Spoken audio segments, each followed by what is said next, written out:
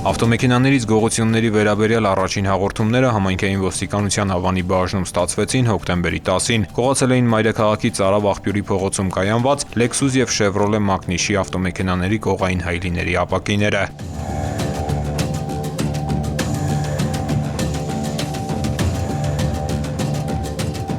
Մինչ համայնքային ոստիկանները ձեռնարկում էին դեպքերը բացահայտելուն ուղղված օպերատիվ հետախուզական միջոցառումներ, հոկտեմբերի 15-ին և 20-ին ստացվեցին նոր հաղորդումներ նույն տեղից կատարված նմանատիպ մեկական գողությունների վերաբերյալ։ Ավան և Նորնորք վարչական շրջանների քննչական բաժնում նախաձեռնված քրեական վարույթի շրջանակում միջոցառումները շարունակվեցին և դրական արդյունքի հասան հոկտեմբերի 29-ին։ Ավան առնջի բնակիչ 33-ամյա տղամարդն իր տանը հայտնաբերվեց և հիշյալ գողությունները կատարելու կասկածանքով ձերբակալվեց։ Նույն օրը կատարված քննչական փորձարարության ժամանակ Ծարավ աղբյուրի փողոցի հարակից տարածքներից նա ներկայացրեց գողոնի մի մասը։ Դատարանի որոշմամբ 33-ամյա տղամարդու նկատմամբ խափանման միջոց է կիրառվել տնային կալանքը։ Ձեռնարկում են միջոցառումներ գողոնի մյուս մասը հայտնաբերելու ուղղությամբ։ Նախաքննությունը շարունակվում է։